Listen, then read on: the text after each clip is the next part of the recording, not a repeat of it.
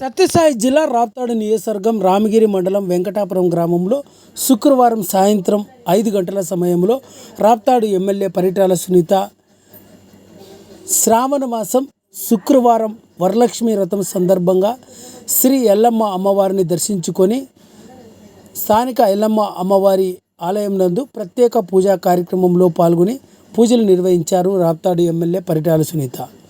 అనంతరం స్థానికంగా ఉన్న గ్రామస్తులందరికీ కూడా తీర్థ ప్రసాదాలను ఎమ్మెల్యే పరిటాల సునీత పంచిపెట్టడం జరిగింది. ఈ కార్యక్రమంలో వెంకటాపురం గ్రామానికి చెందిన గ్రామ ప్రజలంతా కూడా పాల్గొన్నారు. అదేవిధంగా సత్యసాయి జిల్లా చెన్నై కొత్తపల్లి మండలం చిన్నంపల్లి గ్రామంలో స్థానిక ఆలయంలో సీతారాముని విగ్రహ ప్రతిష్ట కార్యక్రమంలో కూడా పాల్గొని స్వామివారిని దర్శించుకొని ప్రత్యేక పూజలు నిర్వహించడం జరిగింది. ఈ కార్యక్రమంలో స్థానిక చిన్నంపల్లి గ్రామానికి చెందిన గ్రామ ప్రజలు, టీడీపీ నాయకులంతా కూడా పాల్గొన్నారు.